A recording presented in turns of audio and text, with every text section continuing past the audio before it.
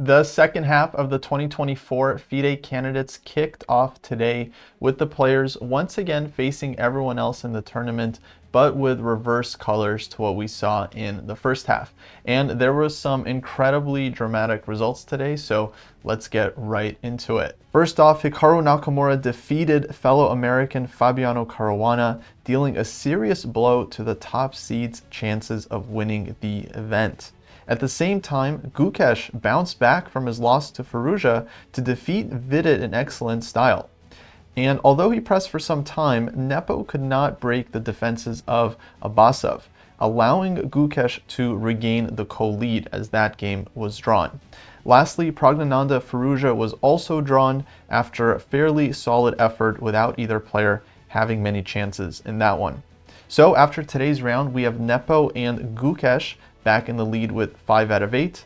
Nakamura and Pragnananda half a point behind on 4.5, and Caruana a point behind the leaders with an even 4 out of 8. In the women's candidates, Lejay blew the tournament wide open with a key victory over the leader Tan Zhangyi.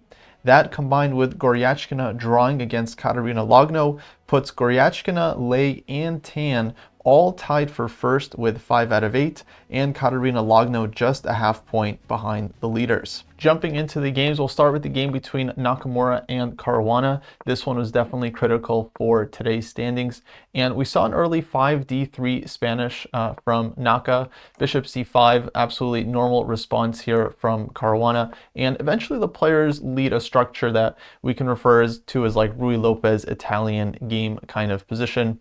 Knight d2, knight g6, knight f1, both sides making natural moves, and here Caruana breaks with d5. Eventually, after Naka takes here and goes bishop to b3, he follows up with d4. After takes, we get this very symmetrical position, though the symmetry is quickly broken here by Fabi, who takes on d4. He gives up the bishop, but does leave white with this isolated queen pawn, and generally this kind of position should be totally equal. Knight d5 is the follow-up, looking to develop the bishop to e6 and use the blockade. And for the most part, Caruana's position here was absolutely fine. However, the game does get critical later on. After knight f6, bishop g5 is played. Naka gives back the bishop pair, but trades off that annoying knight on f6, queen to d2, queen g5. And here the game gets very, very sharp after Naka's move rook to e3. So at this point, Caruana spends a lot of time here, almost 20 minutes out of his remaining 33, and plays the move knight to f4. But suddenly the game gets very sharp as Nakamura finds an incredibly powerful move h4. The idea is that if black takes this one, white will follow up with rook to e4, pinning the knight. Here black's only move to hold on to the piece is g5, but now black has dynamic problems as the queen is kind of stuck on the king side. White can follow with rook a1, for example, and then queen to b4 is one idea for white. Knight f5 is a threat as well in the immediate position, and white would have a pretty serious initiative here. So instead in the game, we see queen to d5, threatening mate on g2.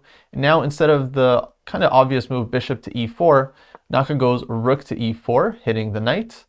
Knight g6, rook e1, and now white starts to get a certain initiative as h5 is coming, followed by rook to e5, and all of white's pieces are becoming active. And at this point, Fabi is drifting into some serious time trouble. He plays knight f8 here, rook e5, queen to d8, h5, and at this point he makes a pretty serious mistake with bishop to d7. The engine was giving queen to b6 as the top choice, with ideas like rook a d8 and putting pressure on the d-pawn. After bishop to d7, the problem is white trades off a pair of rooks, but now the knight comes into f5. Knight e7 check is annoying in this position. The queen is coming to b4. The game saw queen f6, queen to b4. Now at this point, Fabi blunders with the move b5. The best chance was something like bishop to d7. After queen takes b7, bishop takes f5. There's some complications here. White is doing well. They can take on f5. They can also take on a8. But of course, the game would certainly keep going from here. Instead, b5 was played, but this walks into white's immediate threat in the position knight e7 check, king h8, and now knight d5. Forced resignation as white is hitting the queen and threatening queen takes knight with mate as the bishop is covering the key escape square on h7. So with no defense to both of these threats, Caruana had to resign, and Naka was able to win his second game of the tournament. Jumping to the game between Vidit and Gukesh, this one was quite well played by Gukesh, who had a very difficult loss in the previous round. This one started off as an Italian game, and Gukesh definitely taking some liberties with the move order here, starting with a very early a6. This caused Vidit to start spending lots of time already here, as white has lots of interesting options like knight to g5, for example. Eventually, Vidit decides not to really test the preparation. He just castles, h6 is played, and the players do reach a fairly normal type of Italian game once again. But with Vidit already having spent some time, and definitely the time pressure was a factor in this game.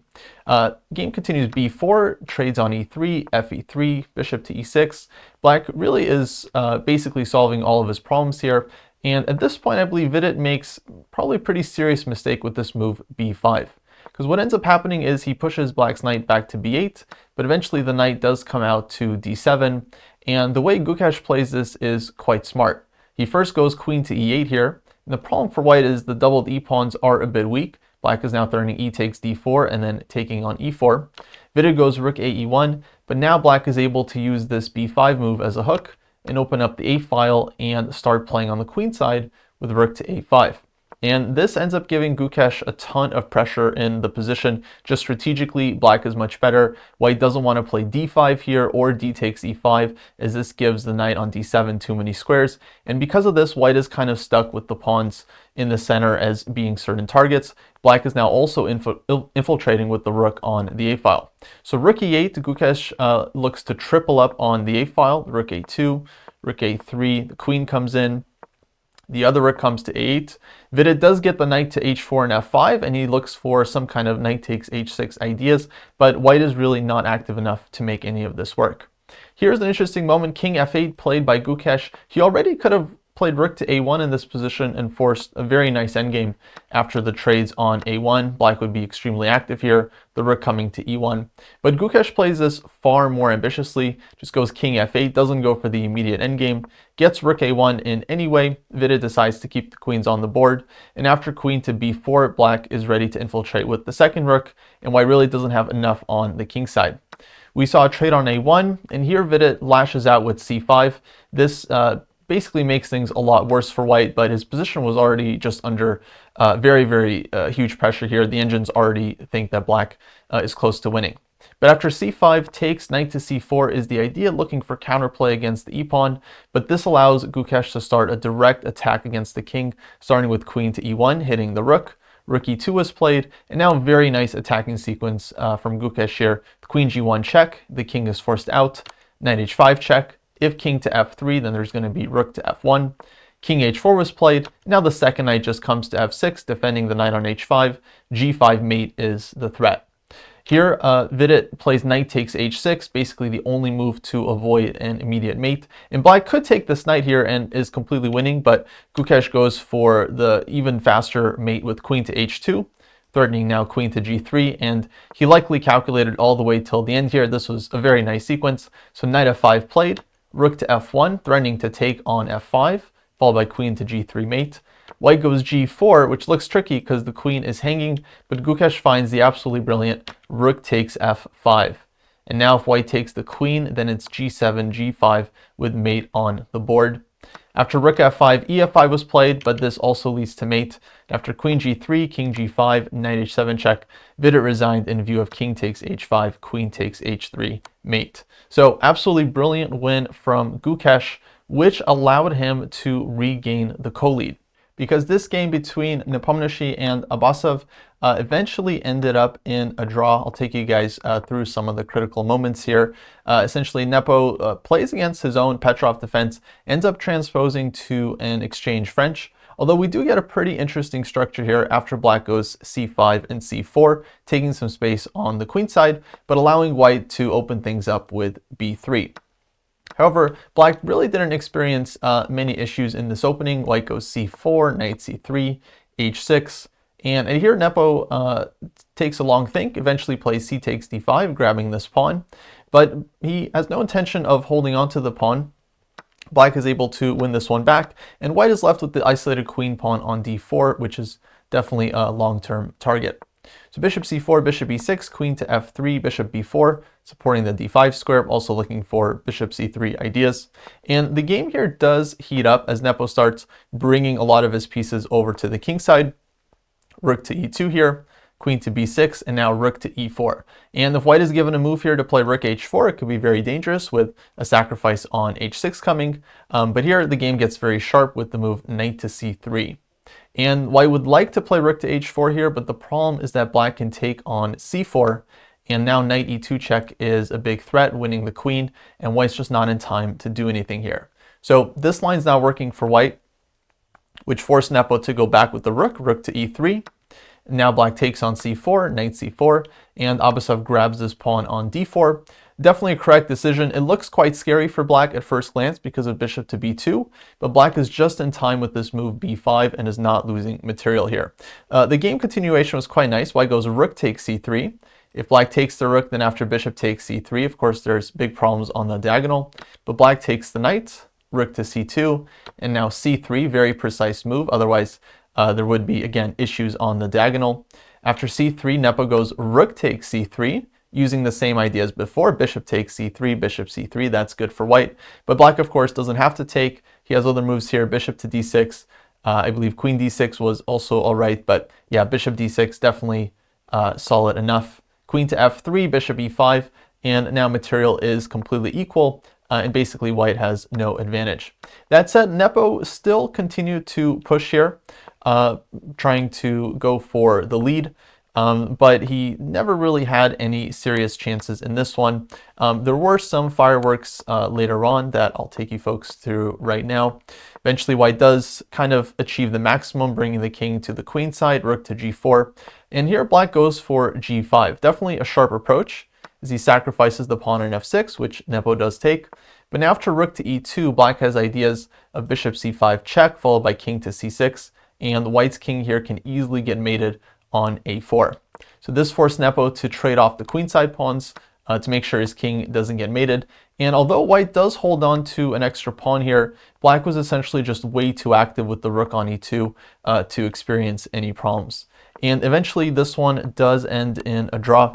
Basov finds a nice mechanism here with rook to d2 check, rook a2, and now he's giving lots of checks along the first two ranks, and it's hard for white to get out of this one. Nepo tried g3, but black simply gives a lot of checks immediately. And after rook g2, rook a2, white has to keep repeating the position because of the threat of bishop to e3, so he's forced to go back. And the players did repeat here and eventually agreed to a draw. Finally, we have the game between Pragnananda and Fuja, and this one saw a pretty interesting opening. We have the Taimanov Sicilian, with Prag going for this trendy line with knight cb5, followed by bishop to d3. Fuja reacted reasonably here, a6. White trades on c6, goes knight d4, c5, knight to f3, knight e7 castles, bishop to b7, and white basically had, I think, around here a chance to go b3. The engine was saying that this would have been the way to fight for an advantage for white. The idea like knight g6, bishop to b2, it's hard to develop here for black without playing f6. However, after Prag's move c3, he goes for this plan with rook to b1 and b4, but this really doesn't achieve too much on the queen side. Fuja essentially was able to solve all of his problems here with very natural moves, d5. We do see a trade on c5 here, trade on e4. Some brief complications, rook b7, white wins back the exchange right away, and eventually black takes back the pawn on c5. And yeah, basically material was equal here, and eventually the players did trade off the pawns on the queen side, and everything got liquidated here. Basically, neither side had any chances, and yeah, this one was eventually drawn. I'll just take you guys once the knights got traded here, knight e3, d4. Excuse me, the rooks got traded. They got this dead equal knight endgame in g6, and yeah, draw agreed. Finally, we have the critical game of the day in the women's candidates between the two Chinese players, Tan Zhongyi, who's leading the event, and Lejay, who before this round was a full point behind. And we saw a London system in this one, but the game did heat up very, very quickly. after the opening. After h3 here, white goes for knight h4 and g4. Definitely a very ambitious approach, gaining space on the king side and grabbing the bishop pair. Eventually here, white pushes h4 as well. Black starts fighting on the queen side, h5, c4 here, queen d1. And the critical moment, I believe, in this game was actually early on, because after takes, and bishop to d6, the players started repeating here with bishop to g5. Black goes back, bishop f4, bishop d6. And in this position, instead of repeating a third time here with bishop to f4, after which bishop to d6, likely the game would have ended in a draw, Tan decides to go for it with the very aggressive move f4. But this turns out to be extremely risky, as it's actually black that gets all the play in the position. It's hard for white to play knight to f3 and knight e5, because black has knight e4, for example, and yeah, black's pieces here are just very, very active. The h-pawn is hanging as well, b4 is coming, and white is going to have issues on c3. And that ended up being more or less the story of the game. White wasn't able to generate any real play on the king side, just king f8 here, solid move, and eventually black is able to break open the b file with b4 and just get tons and tons of counterplay. So we saw the trade on f6, but black's king on f8 here is perfectly solid. And Lei plays this one really, really well. She just starts maneuvering her pieces. Knight to g8 now, bringing the knight to f6 and e4. And yeah, essentially white has no real play in the position. She can give a check on g7, but just king to e7. And there's no follow-up there. Black has all of the attack going for her side. So queen f8, and white again gets a little bit of play, but it's really kind of illusory here. Black is actually just super, super solid. The king is very, very safe in the center, and eventually the knight is coming to e4. The game saw rook h5, knight e4, black starting to take over here. Queen to g7, queen back to h8, and yeah, the king hides out here on f6, but totally safe. But now black's pieces start coming in, and the game turns very quickly. Knight e5, queen h5 check, rook takes e3, and from here it's basically all over. Black's pieces just mopping up white's position here. The game ended after rook h8 and rook h2, queen to c1. Here Tan Zhengyi resigned, not waiting for rook d2 check or knight f2, both just immediately winning on the spot. So with the win, Lei is able to catch up to Tan in the lead. Goryachkina also, by drawing her game, gets to 5 out of 8, and now these three players are leading the event with Logno a half point behind on 4.5. So that wraps up today's recap. In tomorrow's round 9, we'll see Fuja white against Nepo, Gukesh white against Prague, Vidit white against Nakamura, and Basov white against Carana.